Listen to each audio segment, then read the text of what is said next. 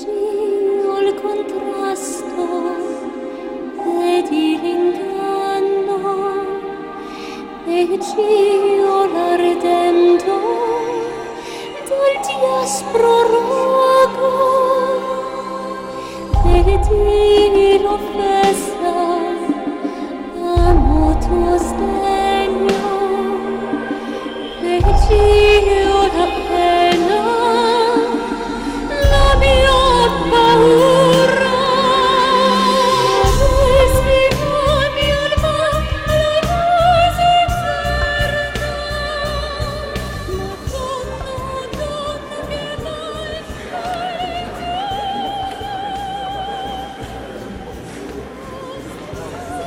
Madonna mia les locaux absolument à 20h. C'était prévu initialement 20h30, donc on va raboter. Surtout, on va commencer à l'heure. Je sais que c'est pas l'habitude à Aix-en-Provence.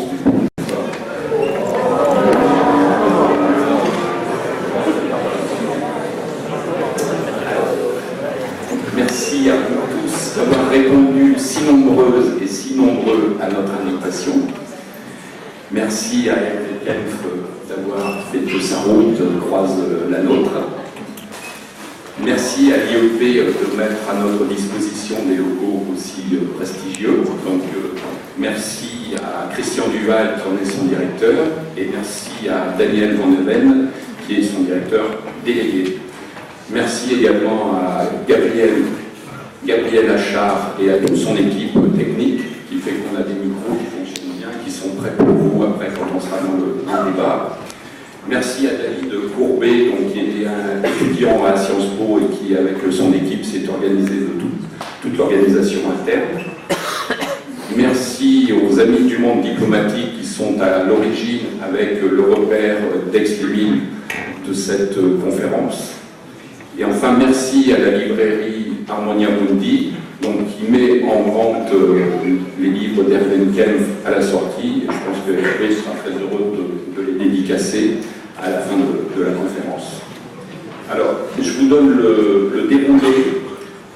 Donc, il a fallu revoir. J'espère que je n'ai pas fait d'erreur. Donc, dans un instant, après la présentation d'Hervé Kempf, qui sera faite par David, donc la parole sera donnée à Hervé. Et donc, ça devrait nous amener aux alentours de 7h moins 10. Donc après, vous aurez la parole. Donc il y a un micro prévu pour le bas. Vous avez du monde aussi là-haut. Donc il y aura un micro là-haut. Et on fera d'ailleurs alternativement les questions jusqu'à 19h30. Et après, on se retrouvera à l'extérieur de la salle. Donc les amis du monde Diplo et les gens du repère nous attendent. Et surtout, donc Hervé sera là pour dédicacer les livres. Donc je rappelle une nouvelle fois, donc on s'est engagé auprès de l'IEP à quitter les locaux absolument à 20h. Je vais passer le micro à David, qui va nous faire une présentation rapide d'Hervé Kempf. Oui, rapidement, sur le déroulé de la séance. Donc Hervé Kempf, peut-être que j'espère que vous le connaissez, grand reporter pour le quotidien Le Monde, en charge des questions environnementales. Il couvre notamment les négociations internationales sur le climat et les sujets relatifs aux organismes génétiquement modifiés. Toujours pour Le Monde, il est sur la rédaction de la chronique hebdomadaire Écologie. Il a publié en 2007 Comment les riches détruisent la planète, qui sera traduit dans différentes langues, en anglais, en espagnol, en italien, grec, portugais, aussi en coréen et japonais. En 2009, un second ouvrage, Pour sauver la planète, sortez du capitalisme, qui sera aussi un ouvrage de référence, publié dans de nombreuses langues. Et aujourd'hui, il vient nous parler notamment de son dernier ouvrage, d'oligarchie et de démocratie. Je passe la parole à Hervé Kempf.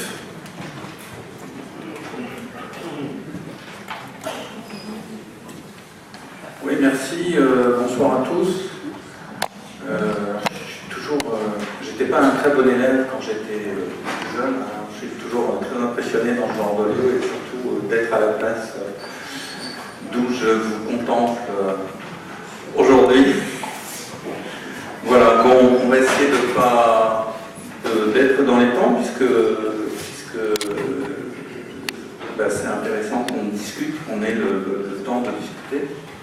Donc effectivement, je vais vous parler autour des thèmes de ce dernier ouvrage qui s'intitule donc L'oligarchie, ça suffit, vive la démocratie.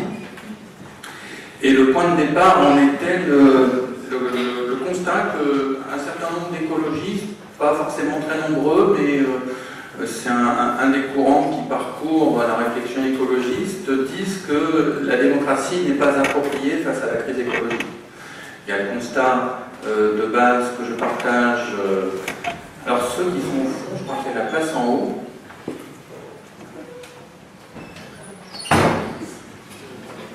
Ah oui, et puis il y a les escaliers aussi. Ouais.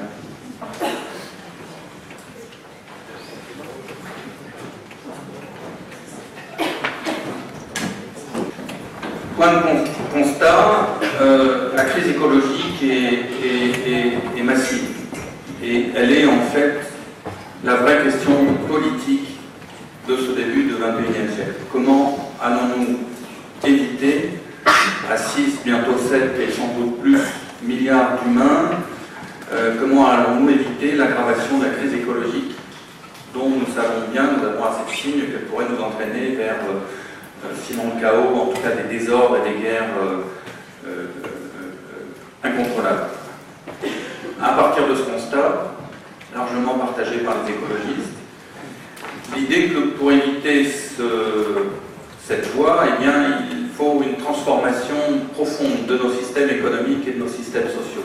Et particulièrement dans la partie qui reste encore de loin la plus riche de la planète, c'est-à-dire en gros, appelons-le l'Occident, l'Amérique du Nord, l'Europe, le Japon, et puis, si on a le temps d'y revenir, les classes supérieures des pays émergents.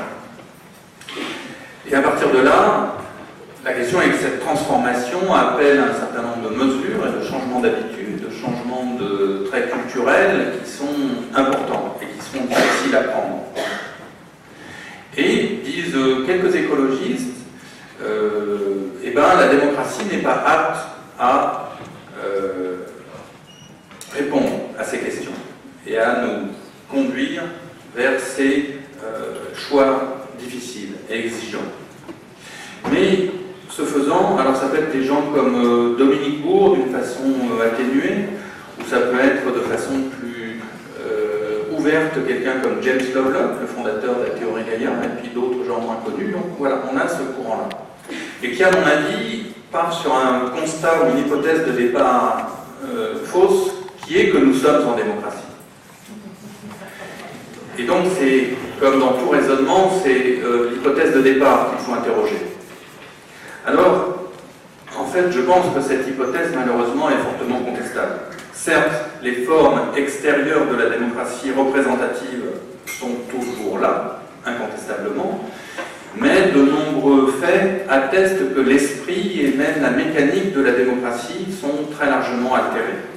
Alors un signe patent, me semble-t-il, en a été le fait qu'après la crise financière de la fin 2008 qui nous a conduit au bord de l'abîme, et un bord de l'abîme dans lequel nous avons évité de plonger grâce à une intervention radicale qui était nécessaire des puissances publiques qui ont mobilisé la garantie publique, qui ont mobilisé en quelque sorte le crédit et donc l'épargne publique, et qui a évité cet effondrement, eh bien, alors que la suite logique aurait dû être une reprise du système financier, le contrôle du système financier par ces puissances publiques, eh bien, 1 an ou 2 ans après, nous voyons qu'il n'en est rien, c'est-à-dire que le même système s'est remis en place et la même subordination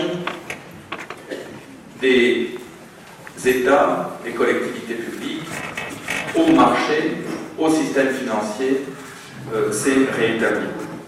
Alors, il faut explorer divers signes, divers symptômes de cette dégradation de la démocratie, dont ce phénomène historique a été l'illustration la plus massive. D'abord en soulignant que dans l'évolution récente du capitalisme, il y a eu une augmentation très considérable de la puissance financière, du système bancaire et spéculatif, et qui s'est traduit par une disproportion tout à fait nouvelle entre les principales banques grand nombre d'États. Par exemple, dans la crise qui a affecté la Grèce, qui continue d'ailleurs de l'affecter, mais qui a été tout à fait manifeste l'année dernière, ce qui était intéressant de voir, c'était la disproportion des forces en présence. La Grèce est certes un petit pays, mais enfin, ça n'est pas non plus un État tout à fait négligeable. Son produit intérieur brut pèse de l'ordre de 200 milliards de dollars. Eh bien, les actifs possédés par les 10 premières banques mondiales, qui sont intervenues à son chevet, de manière plus ou moins désintéressée, eh bien, chacune de ces 10 premières banques mondiales a des actifs de l'ordre de 2000 milliards de dollars. C'est-à-dire que chacune des 10 premières banques du monde pèse 10 fois le poids économique d'un État comme la Grèce. Alors, on voit de plus en plus que les marchés, qu'il faut toujours en fait employer avec des guillemets, les marchés, les agences de notation dictent leur politique économique aux États. Les agences de notation, je vous rappelle ce que c'est, ce sont ces organismes finalement presque auto-institués et dont les méthodologies sont particulièrement opaques, qui vont délivrer des notes aux entreprises puis aux États, des notes relatives à leur bonne santé économique et notes à partir desquelles eh bien, ces entreprises ou ces États pourront emprunter sur les marchés financiers à des taux plus ou moins élevés. Si par exemple vous avez AAA++, eh bien votre note est excellente et vous pourrez emprunter à 2 ou 3%, enfin des taux relativement faibles. Si en revanche votre note se dégrade, le taux d'intérêt sur lequel on peut emprunter est plus élevé et ça a des effets tout à fait importants dans la situation d'un grand nombre d'États qui sont endettés.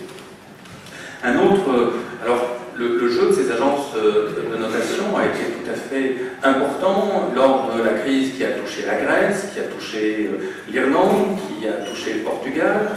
Ce qui est intéressant de voir aussi, c'est que ces agences de notation s'étaient totalement trompées dans leur appréciation de la santé financière des grands établissements économiques et des grandes banques avant la crise de 2008. C'est-à-dire que c'est ces mêmes agences de notation qui s'étaient lourdement trompées dans l'appréciation de la santé du système financier, qui donc ont une responsabilité dans les troubles de la crise économique, eh bien se retrouvent toujours maintenant, 2 ans après, dans une position de juger et donc de déterminer la politique économique d'un certain nombre d'États. Un autre aspect de la dégradation de la démocratie est en quelque sorte l'hybridation des milieux politiques et des dirigeants économiques. C'est-à-dire le fait que l'on observe des passages de plus en plus fréquents entre les personnes qui sont en charge de hautes responsabilités dans la décision publique vers les milieux décideurs des finances ou des grandes entreprises. Et puis le mouvement inverse peut aussi à l'occasion se faire. Alors ça c'est important parce qu'un des caractères essentiels de la démocratie est une ligne de partage en quelque sorte verticale entre ce qui relève de la décision publique et ce qui relève de la poursuite des intérêts privés. Non pas que cette barrière soit tout à fait étanche, il faut une certaine porosité, mais enfin globalement la distinction est bien claire. Non pas non plus que la poursuite des intérêts économiques et des intérêts privés soit illégitime, elle est tout à fait légitime et même normale, il est tout à fait nécessaire pour une bonne démocratie d'avoir une société en bonne santé, et ça passe par une économie qui fonctionne, mais en revanche, ce qui relève de la décision publique obéit à d'autres systèmes de valeurs, à d'autres critères. Le bien public n'est pas la même chose que le bien privé, et c'est pourquoi on établit, dans toutes les théories de la démocratie, on établit cette frontière en quelque sorte verticale entre la décision publique et l'intérêt privé. Et ce qui se passe dans le nouveau système, progressivement, c'est que cette barrière s'est renversée, ou plus exactement, a tourné et est devenue horizontale. Et elle va séparer l'ensemble des milieux dirigeants et le reste de la société. Alors, et puisqu'on est ici à Sciences Po, une école de Sciences Po, une des caractéristiques est de préparer des écoles telles que l'ENA, l'École nationale d'administration, et je souhaite d'ailleurs aux élèves qui sont ici, s'ils en ont le goût, de se diriger vers cette destination. Mais souvent, dans la période récente, on a vu des parcours tels que celui-là. Un brillant élève va faire l'ENA, il va réussir dans cette noble école. Il va passer par exemple à la direction du Trésor, et de là il va passer à un cabinet ministériel de l'économie ou des finances, où il va avoir à suivre un certain nombre de sujets, un certain nombre d'entreprises. Il va avoir en quelque sorte la tutelle d'un certain nombre d'entreprises. Et puis, quelques mois après, quand le ministre aura changé, ou sera parti vers d'autres occupations, eh bien, cette personne se retrouvera à la tête d'une entreprise ou d'une banque qui l'aura suivi lorsqu'il était en charge des intérêts publics. Et on a là tout à fait un exemple de ces mélanges, parce qu'évidemment le passage, par exemple, de M. Perrol vers l'Association française des banques, de Mathieu Pigalle vers la Banque Lazare, de Stéphane Richard vers France Télécom, etc., n'est pas seulement gouverné par le désir de servir, mais aussi par des intérêts économiques très directement individuels et qui fatalement influencent en amont la décision publique. Alors ça se retrouve de très nombreux cas. Un qu'on peut citer dans l'actualité récente, c'est par exemple le fait que le nouveau directeur de cabinet de Barack Obama aux États-Unis s'appelle William Daley et était un des dirigeants de la JP Morgan, une de ces 10 banques dont je vous ai parlé auparavant.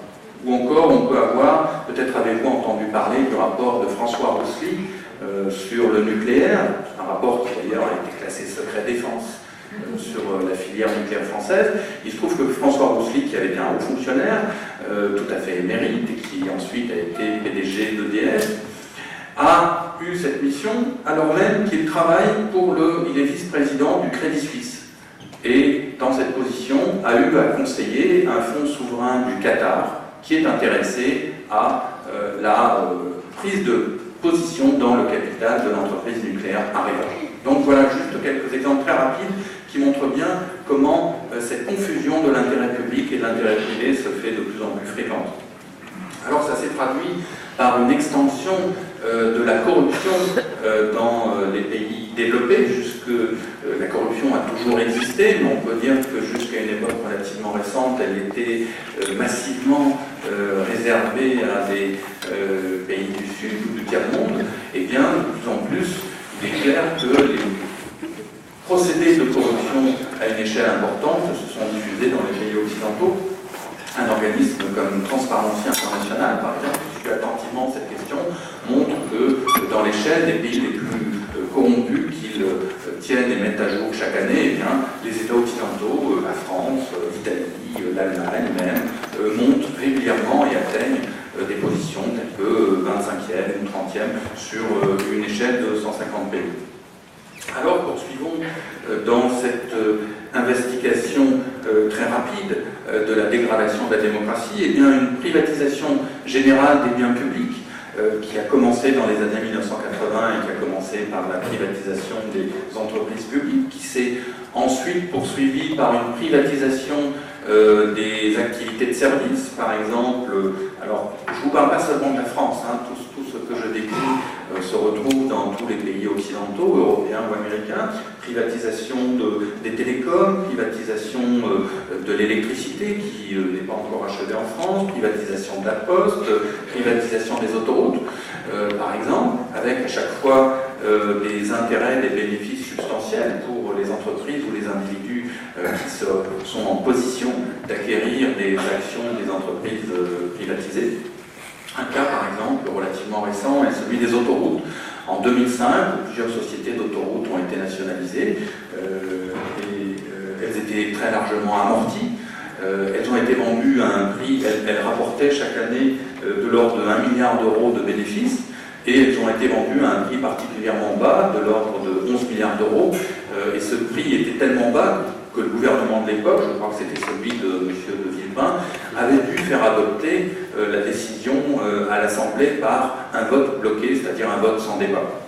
Ce qui est intéressant, c'est que ce phénomène de privatisation se poursuit maintenant vers ce qu'on peut appeler des fonctions régaliennes de l'État.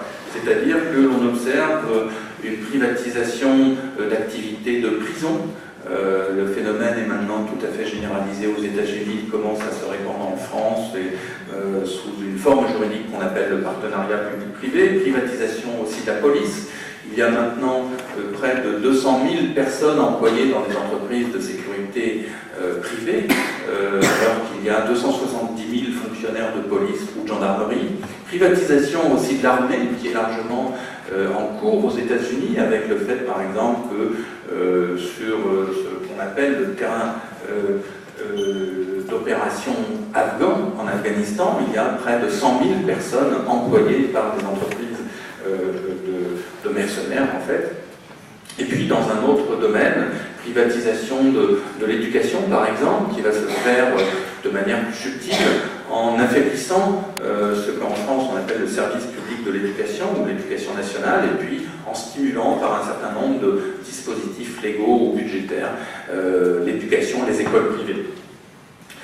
Un autre volet important dans la dégradation des mécanismes de la démocratie ou de ces dispositifs, eh bien, c'est le fait que le contrôle des principaux médias, de ce qu'on appelle les mass médias, ceux qui ont la capacité à toucher et à former l'opinion collective et la conscience collective de manière massive, eh bien, sont très largement, voire quasiment unanimement possédés ou contrôlés par les puissances financières ou, dans le cadre des systèmes publics de radiodiffusion, de télévision, eh bien, contrôlés par un pouvoir politique qui est très attentif aux intérêts des intérêts privés.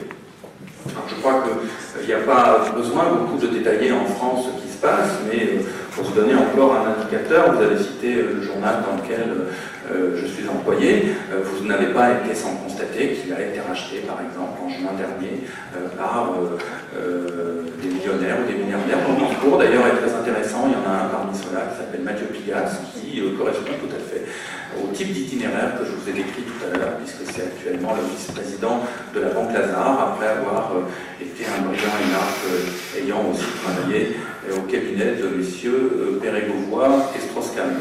Pas Bérégovoy, pardon, je confonds avec un autre,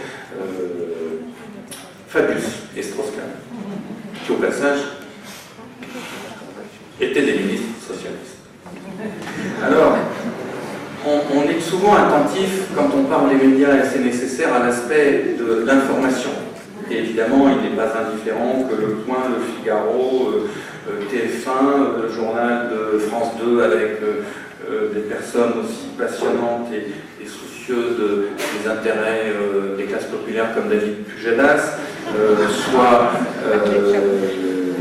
soit sous contrôle. Mais il faut élargir, à mon sens, l'analyse, c'est-à-dire voir que la télévision a pris une importance dans la formation de la conscience collective qui nous est devenue tellement familière qu'on oublie à quel point elle est récente et finalement extraordinaire à l'échelle de l'histoire humaine. C'est-à-dire que ça n'est que depuis 30 ans, à peine, que dans un pays comme la France, et je pense dans la majorité des pays européens, un instrument comme les télévisions qui a la capacité de toucher soir après soir 20 ou 30, voire parfois davantage, conscience d'un seul coup existe. Alors, par exemple, nos amis élèves de Sciences Po, ici, vous n'avez jamais vécu que sous l'empire de cette télévision. Les personnes un petit peu plus âgées dans cette salle, dont je fais partie, d'ailleurs, ont connu un autre monde où, eh bien, la discussion, la réflexion, la discussion parfois vive se faisait au bistrot, se faisait en famille, se faisait dans des meetings, se faisait dans tout autres endroits, dans les journaux aussi, donc de tous autres endroits que cet espace de la télévision. Et télévision qui n'influe pas seulement sur la détermination plus ou moins subtile des choix politiques et de la représentation de ce que sont les questions politiques, mais aussi par quelque chose de tout à fait essentiel qui est la publicité, où là encore il y a une imprégnation massive à laquelle il est très difficile d'échapper par un message qui est fondamentalement écologique, parce que je vous rappelle que la publicité consiste tout simplement à dire consommer c'est bien, acheter telle chose et vous serez plus beau, plus riche, vous aurez plus d'amis, vous serez en meilleure santé, etc. Ce qui est un message profondément idéologique. Je veux dire, il est peut-être bien de consommer plus, mais peut-être qu'on peut aussi avancer la proposition inverse, qui évidemment ne peut pas trouver son champ d'expression à la mesure de la publicité. Et puis aussi une représentation de la façon dont la société se vit à travers les feuilletons, à travers les séries, à travers les émissions de variété, ou telles que Secret Story, ou les différents talk shows qui contribuent à élever le niveau collectif de conscience et d'intelligence humaine. Alors, puisqu'il nous faut poursuivre dans cette exploration un petit peu pénible, j'en conviens, aussi, même si il reste quand même quelque chose d'essentiel, nous sommes notamment l'élection, eh bien, ce qui se passe avec l'élection, c'est que si par mégarde, l'Assemblée des citoyens, que vous me permettrez d'appeler le peuple, discute, délibère, se saisit réellement d'un sujet, échappe à tous les médias qui lui disent d'aller dans un seul sens, et finit par prendre une position qui ne va pas dans le sens de celle que lui a conseillé d'adopter les classes dirigeantes et les médias, comme cela s'est produit en 2005, et bien si par mégarde ce peuple vote non à une proposition qui lui est faite, comme cela a été le cas pour le projet de traité de la Constitution européenne, comme cela a été le cas en France, en Pays-Bas, en Irlande, eh bien le choix du peuple va être travesti et nié par l'imposition du traité sous un autre nom. Donc on est un petit peu là. Alors il y a d'autres façons plus subtiles de peser sur le choix électoral des citoyens, d'une part en agissant après que les représentants du peuple aient été désignés par l'action des lobbies, qui ont une importance tout à fait particulière aux États-Unis, mais maintenant le même procédé, le même dispositif de ces groupes de pression qui agissent dans l'élaboration de la loi sur les élus et les hauts fonctionnaires, c'est transplanté de manière tout à fait claire et manifeste au niveau de la Commission européenne. Et puis un autre aspect qui est le poids tout à fait démesuré que joue l'argent dans les campagnes électorales. Alors c'est particulièrement manifeste aux États-Unis où il n'y a absolument plus de plafond aux dépenses qu'une entreprise ou un individu peut verser, peut effectuer pour soutenir tel ou tel candidat. Les mêmes verrous qui existent en Europe à ce propos sont progressivement en train de sauter, et nous avons eu un exemple de cette situation avec par exemple l'affaire Woerth-Bettencourt, où il y avait très clairement cette imbrication de l'argent et de la politique. Alors, que veut dire tout ça, finalement? Eh bien, que certes nous sommes dans une phase de dégradation continue de la démocratie,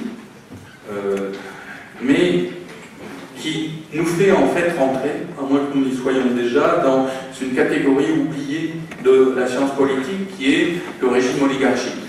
Vous vous rappelez peut-être que les Grecs antiques de l'époque de la première floraison connue de la démocratie au 5e, au 4e siècle avant Jésus-Christ, avaient élaboré les formes, avaient conçu les formes par lesquelles les sociétés peuvent se gouverner elles-mêmes. Et cette conception est au fondement de la culture occidentale, de la culture politique des sociétés occidentales. Les Grecs avaient défini la dictature, le pouvoir d'un seul qui va imposer des décisions qu'il aura prises selon des critères qui lui sont propres à l'ensemble de la société. Ils avaient défini la démocratie, le pouvoir du peuple, par le peuple, pour le peuple. Et puis ils avaient défini une troisième catégorie que tous nos observateurs politiques, nos analystes politiques ont oublié, qui était l'oligarchie. Qui était ce régime oligarchique dans lequel les peu nombreux oligos discutent entre eux, délibèrent entre eux, d'une certaine manière font démocratie entre eux, et puis quand une fois le consensus est pris, quand la décision est adoptée, eh bien l'imposent par différents mécanismes à l'ensemble de la société. Eh bien, la proposition que je fais, c'est que nous sommes quelque part, en tout cas d'une part que l'hypothèse du régime oligarchique est redevenue tout à fait pertinente, et que nous sommes quelque part, selon votre degré d'optimisme, entre un état de démocratie malade et un état de régime oligarchique pur et simple. Alors revenons à la crise écologique, qui est non seulement mon point de départ, mais ma préoccupation centrale. Il est clair, on l'a vu, qu'elle nécessite un profond changement de notre culture économique, de nos systèmes économiques et très largement de nos systèmes sociaux. Et pour le résumer, ça suppose une baisse de la consommation matérielle et une baisse de la consommation d'énergie, et d'abord dans ces pays les plus riches qui sont ceux dans lesquels nous sommes. Alors cette baisse de la consommation matérielle et cette baisse de la consommation d'énergie peut se faire en réorientant notre économie et notre énergie créative, vers des activités qui auront un impact écologique beaucoup moins lourd, qui auront aussi sans doute une capacité à répondre aux besoins sociaux beaucoup plus importantes et qui aussi auront une capacité de création d'emplois plus importante. Et là, je pense notamment à l'éducation, à la santé, à la culture, à une autre agriculture, à d'autres politiques de l'énergie, des transports et de l'habitat. Et voilà. Mais ceci, et je vais un petit peu vite parce que le temps m'est compté, peut-être qu'on détaillera dans les questions ou les commentaires que vous allez faire, ceci n'est évidemment possible que s'il y a une réduction forte des inégalités. Il nous faut à la fois changer notre grille de représentation de l'économie et, pour le faire simple, mettre en rapport cette question de la crise écologique et l'obsession de la croissance matérielle qui définit l'objectif politique qui nous est actuellement proposé par toutes les classes dirigeantes. Et puis, pour pouvoir espérer faire cette transformation de l'économie et de la société, et bien passer par une réduction très forte des inégalités, très forte parce que l'augmentation des inégalités dans les 30 dernières années a été, dans tous les pays occidentaux, quoique selon des rythmes différents, a été aussi très forte. Eh bien, il est clair que ces choix, en ce moment, ne peuvent pas être clairement posés, ne peuvent pas être clairement suivis, précisément parce que tous les mécanismes de la démocratie ont été très largement altérés, comme j'ai tenté de le démontrer, et que eh bien, toutes les valeurs qui se trouvent en débat sont radicalement opposées aux choix qui sont non seulement proposés, mais très largement posés par l'ensemble de l'oligarchie. Eh bien, nous ne pourrons inverser le cours des choses, et notamment par rapport à cet enjeu écologique qui est tout à fait prioritaire, qu'en reportant aussi tout l'effort sur la politique, en montrant que la démocratie est à reconquérir si nous voulons pouvoir faire face sereinement à la crise écologique. Merci de votre attention.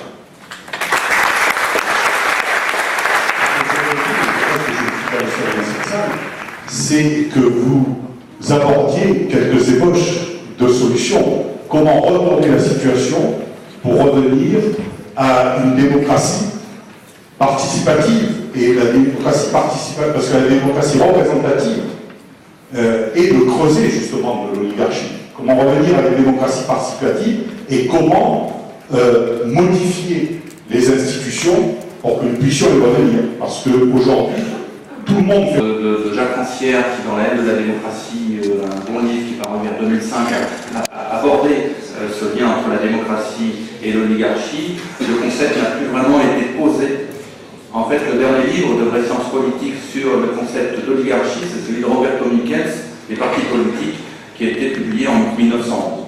Bon, premier point, donc je pense que c'est important de reposer, et on va voir pourquoi, le concept d'oligarchie de manière claire sur la table. Pour ce qui est de Platon, ça nous entraînerait vers un autre débat, mais disons-en un mot quand même. Et il reprenait une critique habituelle des critiques de la démocratie, qui étaient posées par les autres auteurs grecs. Donc les défenseurs de l'oligarchie disent habituellement le peuple n'est pas compétent. Le peuple ne sait pas, il est vulgaire, il est occupé de ses intérêts, il ne peut pas prendre en charge la chose publique et il faut confier le soin de déterminer les choix de la collectivité à un groupe qui serait les plus sages. Juste un mot, c'est que moi mon propos n'est pas de juger en soi des bienfaits théoriques de l'oligarchie, voire de la dictature, dont un autre nom est dans certains cas la monarchie, voire de la démocratie, mais de considérer la situation dans laquelle nous sommes aujourd'hui en 2011 et dans la décennie 2010 par rapport à la question qui nous est posée de la crise écologique.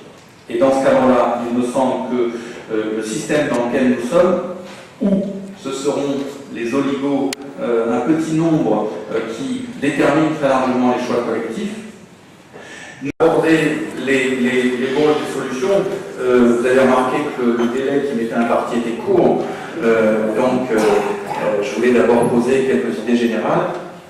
Je vais essayer d'être très court aussi dans ce sujet immense.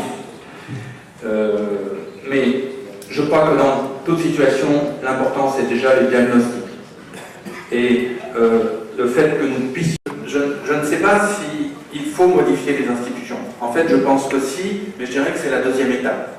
De refaire une constituante comme nos amis islandais l'entreprennent, ou faire un certain nombre de modifications importantes, voire de passer dans une 6e république comme le propose, je crois, Arnaud Montebourg et d'autres. Mais déjà, que les institutions dans lesquelles nous sommes fonctionnent correctement, c'est-à-dire que tous les dispositifs légaux fonctionnent réellement, qu'il n'y ait pas cette dérive d'hybridation des intérêts privés, de régression des libertés publiques, etc. Donc, moi, il me semble qu'il y a évidemment un enjeu fort à refaire des institutions, particulièrement dans un pays comme la France, avec cette constitution présidentielle dont on voit où elle nous conduit, mais que déjà, puisque les délais sont courts et qu'il faut agir avec les instruments qui sont là, déjà réhabiliter les institutions en faisant en quelque sorte sans arrêt rappel au droit, ou en poussant ceux qui ont la capacité de faire le rappel au droit, et de les utiliser pleinement. Voilà une réponse insatisfaisante mais très courte. Oui, excusez-moi, Jérôme de Saint-Institut, formation CEPAL. Une remarque et une questionnement. Ils pouvaient tous empirer, et donc l'aristocratie se transformait en oligarchie. Parce que le problème, c'était pas forcément d'être dirigé par les meilleurs, et par des gens, par un petit groupe de gens qui n'étaient plus forcément les meilleurs. Donc, phénomène de cours, je le rappelle cruellement. Que la démocratie, ça pouvait être une bonne chose en soi, mais que ça pouvait facilement, comme l'a montré la démocratie athénienne du 5e siècle, dériver en démagogie. Et donc, on n'écoutait plus forcément le peuple, mais les démagogues. Et qu'enfin, la monarchie n'était pas forcément un régime terrible en soi, puisqu'il y a toujours en Espagne un auteur des monarchies, etc. Et que malheureusement, ça pouvait dériver en tyrannie. Et donc, par rapport à votre propos qui est très percutant et pertinent, je vous remercie de soulever le débat, le problème de la France notamment, c'est qu'elle se fonde sur un régime faussement démocratique et en fait aristocrato-démocratique à la base. Et que tout dérive, malheureusement, et que notre régime issu de la Révolution française aristocrato-démocratique devient démago-oligarchique. Voilà, ça c'est ma remarque, point. On va prendre Aristote. Mais en fait, ma question, c'est de vous demander, est-ce que vous prenez conscience que votre débat au niveau de la réduction des inégalités, des phénomènes sociaux, fait cruellement écho à une doctrine, la doctrine sociale de l'Église, datant du pape Léon XI, 13, je ne sais plus lequel, et rappelée par le dernier dans Deus Caritas Est. Voilà, au final, quelqu'un a demandé la solution. Bon, que finalement vos propos s'inscrivent. Est-ce que vous en avez conscience justement de ce rapprochement entre vos propos et la doctrine sociale de l'Église? Je dis d'autant plus ça qu'on est dans une ancienne chapelle, pour le coup, voilà, c'est le cas de le dire. Merci bien. Par ailleurs, que effectivement, mais la question que vous posez sur la dérive est très intéressante, que même si elle a dérivé, la démocratie athénienne a dérivé vers la démagogie, qui après, pendant 2 siècles, elle a vécu pleinement et en bonne santé, et elle a réussi, on oublie aussi le contexte, c'est que cette cité athénienne, parmi un ensemble de petites cités, était soumise à l'époque à une menace extrêmement grande qui était celle de l'Empire perse, extrêmement puissant. Et un argument en faveur de la démocratie, et qui est notamment dit par Hérodote en des mots très très ciselés et très jolis que je ne reproduis pas exactement ici, c'est ce qui a permis au peuple grec et aux Athéniens de résister à cet empire tyrannique de la Perse, qui était comme les États-Unis aujourd'hui par rapport à l'Afghanistan, en même comparaison. Enfin non, pour ne pas faire de... Mais bon, vous voyez, la disproportion des forces était telle, c'était que les Athéniens étaient animés par la démocratie. Donc voilà. Mais après, il y a effectivement ces dérives. Et j'en suis tout à fait conscient et d'accord. Ce que je veux bien insister, ça rejoint, je crois, un peu la question précédente. C'est que moi, je ne fais pas là un cours de théorie ou de politique. Je raisonne par rapport à la situation dans laquelle nous sommes. Et je sais bien que l'idéal démocratique est un idéal, précisément, peut-être inatteignable, que l'idée d'une société pacifique, harmonieuse, en total accord avec son environnement juste, est sans doute un idéal dont je ne sais pas s'il est atteignable. En revanche, ce qui est certain, c'est que la situation dans laquelle nous sommes, où il y a cette dérive que vous avez décrite très bien, hein, de démagogie aristocratique, c'est-à-dire de démagogie oligarchique, est très puissante et qu'elle nous conduit dans un mauvais pas. Et que puisqu'on est dans cette idée de dérive, donc de mouvement, plutôt que de raisonner sur des concepts qui seraient stables et qui seraient dans un ordre invaside, j'aime bien votre image. Et précisément face à ce mouvement de dégradation vers le régime démagogique, oligarchique, eh ben, on peut opposer une force inverse qui nous fasse revenir vers un mouvement de la démocratie. Et moi, je ne sais pas ce qu'il en sera dans 50 ans ou 100 ans. Mais qu'en revanche, si on peut réanimer et pousser ce mouvement démocratique par lequel le peuple reprend en main sa destinée, on répond déjà au problème crucial de l'époque, qui est comment on fait face à cette question de la crise écologique et qui s'articule tout à fait à la crise sociale. Voilà, après, dans 60 ans, moi, mon propos, c'est d'éviter la crise écologique dans les 2 à 3 prochaines décennies. Après, est-ce que je suis conscient du rapport avec la doctrine sociale de l'Église? Oui, à la nuance près que je ne la connais que de loin. Je n'ai pas lu notamment le dernier texte que vous avez cité, qui est paru il y a 3-4 ans, mais qui, je crois, va dans ce sens-là.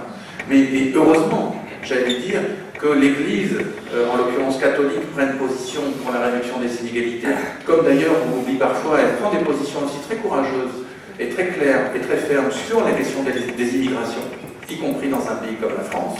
C'est une très bonne chose. Ce qu'il faut, c'est que ce soit non seulement la doctrine sociale de l'Église, mais je voudrais que ce soit aussi la doctrine socialiste, ou la doctrine plus exactement du Parti socialiste, et puis d'autres partis, et que de plus en plus d'autorités, de mouvements prennent position de manière claire en disant ça n'est pas la seule solution à tous nos problèmes, mais en tout cas la solution à nos problèmes passe par une réduction des inégalités qui nous permettra de retrouver, sinon l'harmonie, du moins un sentiment d'équité collective qui nous permettra d'aller dans des choix qui ne seront pas toujours faciles pour transformer notre société. On a beaucoup insisté sur ce qui se passe en Tunisie et en Égypte. Et vous l'avez évoqué tout à l'heure, j'aimerais avoir votre sentiment sur ce dont les médias ne nous parlent pas, mais qui se passe quand même en Islande, en termes de possibles solutions de reprise du politique. Merci. Un problème, c'est qu'ils ne nous en parlent pas, donc on n'est pas très bien informé. En 2 mots, ce que je sais sur l'Islande, et dont d'ailleurs j'ai repris des nouvelles que j'ai portées sur le site qui prononce mes bouquins, qui s'appelle reporter.net, REPORTE2RE, c'est que donc Islande, petit pays de 350 000 habitants, a été sujet à cette oligarchie qui a maintenu une prospérité factice, mais par un endettement extrêmement grand, qui a permis d'ailleurs à un certain nombre de gens très riches de s'enrichir extrêmement, et qui en 2008 a totalement explosé en vol, c'est-à-dire qu'à 350 000 habitants, le pouvoir de négociation de l'Islande était nul par rapport au système financier. Et donc les banques anglaises, notamment anglaises, ont mis vraiment le coup près pour que l'Islande rembourse ses dettes autant que possible. Donc, appauvrissement brutal de l'Islande, crise économique grave, etc., chamboulement politique. D'ailleurs, une femme qui est présidente maintenant, je crois, et changement généralisé du personnel politique, ceci dit de manière non péjorative. Et puis, lancement il y a quelques mois par 25 citoyens, choisis plus ou moins au hasard, de l'élaboration d'une nouvelle constitution. Voilà. Et le dernier état d'information où j'en suis, c'est qu'il y a eu un recours juridique par des partis de droite qui semblent bloquer l'élaboration de cette constitution. Et le problème, c'est qu'il y a très peu de journalistes là-bas, et qu'en plus l'islandais, enfin, je pense que par l'anglais, on doit avoir des informations, il y a quand même des sites, des moyens par lesquels on doit avoir des informations, mais qu'effectivement les médias, enfin, moi je n'ai pas vu de suivi clair de ce qui est très encourageant. Parce que, effectivement, ce cas islandais répond d'une certaine manière à une question essentielle, c'est devant l'impéritie des élites, devant l'échec et l'irresponsabilité de cette oligarchie islandaise, eh bien, il y a eu un retour vers les citoyens et un acte de dire, bah oui, après tout, des simples citoyens, après tout, enlevons le mot simple, des citoyens peuvent s'atteler à quelque chose d'aussi important et d'aussi apparemment compliqué qu'une constitution. Donc ça, c'est très encourageant. Mais voilà, le fait que ce ne soit pas... Enfin, peut-être, moi, j'ai pas vu de bons articles ou de bons reportages sur cette question essentielle. Bonjour, Vincent, étudiant. Vous avez l'air de dire que la démocratie était donc un meilleur système que l'oligarchie pour répondre à la crise environnementale. Le problème, il me semble, dans la démocratie, c'est qu'elle fonctionne sur une logique de majorité. Donc ça suppose, pour répondre à la crise écologique, que la majorité ait une conscience écologique. Or, les mêmes personnes dont vous parlez, qui regardent Pujadas et Jean-Pierre Pernaut, on pourrait employer bien des métaphores animalières pour les qualifier, je ne le ferai pas, ne semblent absolument pas avoir la dite conscience. Donc ma question s'axe sur deux points. Premièrement, comment vous proposez de leur faire acquérir cette conscience? Et deuxièmement, le problème, c'est qu'on sait que c'est assez long le processus pour éduquer et faire changer les mentalités, c'est assez long, or la crise est assez urgente. Donc voilà, il y a ce paradoxe. Qu'est-ce que vous allez répondre?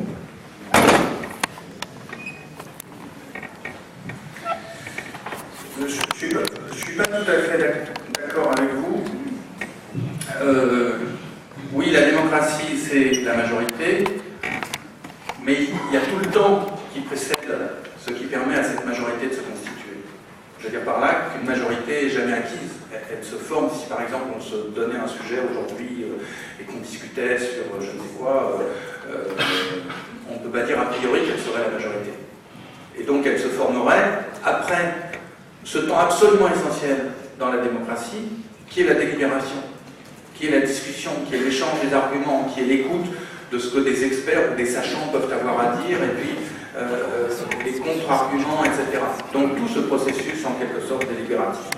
Mais quand même, ça n'est pas, je ne veux pas, c'est pas pour contourner la question, mais pour lui donner une précision absolument importante. Mais je suis d'accord avec vous. En revanche, deuxième point où je suis pas en désaccord, c'est quand vous estimez que cette conscience écologique n'est pas là. Moi, il me semble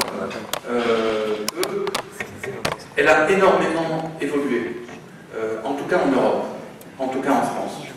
C'est-à-dire, et c'est quelqu'un qui travaille dans l'environnement depuis longtemps, parce que je suis journaliste finalement spécialisé sur l'environnement depuis 20 ans. Tout ça commence à... voilà, et c'est clair que si on parle des questions d'environnement, en gros, il s'est passé quelque chose depuis 5-6 ans, parce que les questions écologiques au début des années 90, vraiment, ça n'accrochait pas vraiment, ou c'était très difficile. Même si quand même, au détour de certaines élections, je vous rappelle qu'en 92, je crois que c'était au régional, les candidats verts avaient fait 10% aux élections. C'était un score tout à fait important. Mais voilà, il y a eu une évolution très forte dans la conscience écologique.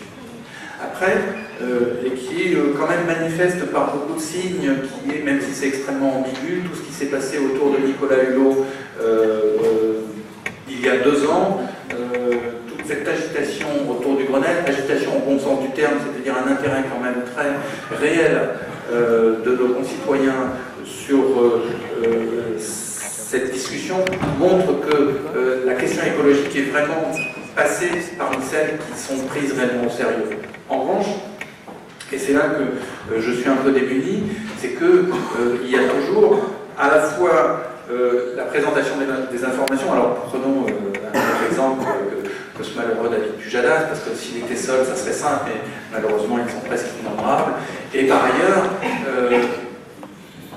donc finalement, ça ne bouge pas beaucoup. Par exemple, il y a en ce moment une sécheresse absolument dramatique en Chine. Moi, je pense qu'il faudra en parler quasiment tous les 4 jours, tous les 5 jours. Je ne sais même pas qu'il y a eu un reportage au grand journal de TF1. C'est quelque chose que je ne vois quasiment pas en présentation. Et malheureusement, s'il n'y avait encore que la sécheresse en Chine, mais il y a en ce moment des cyclones en Australie, il y a eu des inondations diluviennes en Afrique du Sud. Enfin, voilà, il y a une actualité écologique extrêmement importante qui n'est pas représentée. Et par ailleurs, il y a toujours le point extrêmement important de la publicité qui va toujours à l'encontre de la prise en compte de l'écologie. C'est-à-dire, moi je pense profondément que les gens, majoritairement, en tout cas nos sociétés, ont vraiment évolué sur la conscience écologique, sur la conscience de la gravité de ce qui se passe en matière de l'environnement global. Mais voilà, on est tous, on allume la radio le matin, si on écoute, on ne peut pas écouter tous France Inter, d'ailleurs il commence à y avoir la publicité ou sur France Info, mais si vous écoutez RMC ou RTL ou Europe 1, ben voilà, il y aura 5 minutes de publicité, toutes les, etc. Vous voyez ce que je veux dire? Donc on est face à ça.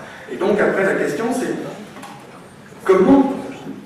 La question elle renvoie, à la fois je n'ai pas la réponse, mais en tout cas la question elle se repose notamment par rapport aux médias et par rapport au contrôle des médias.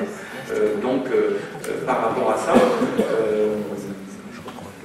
mais je n'ai pas, moi je sens profondément un décalage, et ça je suis un peu en désaccord avec vous, je sens un profond décalage entre ce que pense la société et ce qu'elle reçoit. Et comme on ne reçoit pas quelque chose qui nous dit c'est possible de changer, et qui ne réinsiste pas régulièrement sur la gravité de ça, eh bien on continue dans cette vie quotidienne où, pour quand même la très grande majorité d'entre nous, la gravité de cette question écologique n'est pas sensible, parce que voilà, il fait beau aujourd'hui, il fait un peu frais, on a tous mangé correctement à midi, et sans doute ce soir, et vous voyez ce que je veux dire. Si on voit. Bonjour, excusez-moi, j'ai la voix cassée. Dans un livre récent, un des livres précédents, tu faisais le lien, tu disais comment les riches détruisent la planète, donc tu montrais comment, sur le plan économique, les riches sont conduits par le Veblen, sont conduits presque mécaniquement à gaspiller. Dans ce livre-là, tu montres comment les riches contrôlent le pouvoir politique.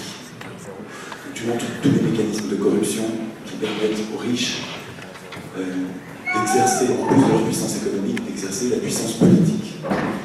Et je trouve qu'il manque l'étape suivante, mais ce sera peut-être le prochain bouquin, qui montre comment, par quelle procédure juridique ils arrivent à contrôler le pouvoir politique. Et précisément, la démocratie, c'est pas l'élection. Parce que c'est l'élection qui permet aux riches d'acheter le pouvoir politique. Et tu le montres par 1000 exemples formidables. C'est-à-dire que c'est par le financement de la campagne électorale que les élus sont tenus par les riches.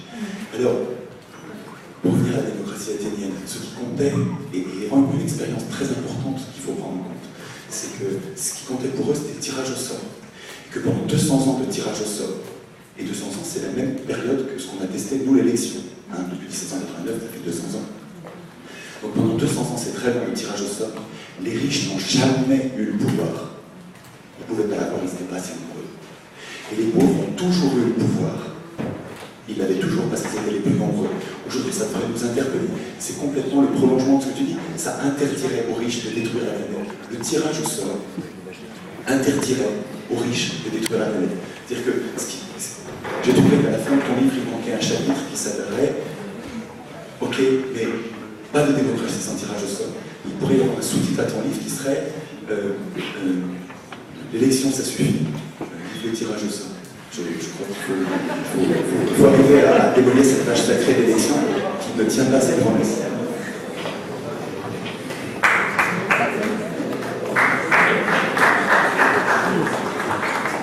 Alors c'est Étienne Chouard qui a pris la parole, donc je pense que beaucoup d'entre vous se connaissent. Et il me tutoie parce que nous nous connaissons assez bien et nous sommes amis.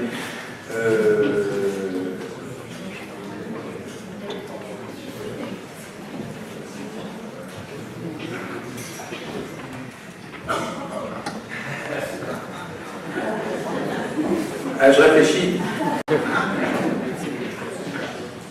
Je ne sais pas s'il manque des papiers, enfin bon, peu importe ce qui manque. Je réponds sur le fond du débat. En gros, la formule « pas de démocratie sans tirage au sort », oui. Mais le tirage au sort ne doit pas être, me semble-t-il, le mécanisme exclusif de la démocratie.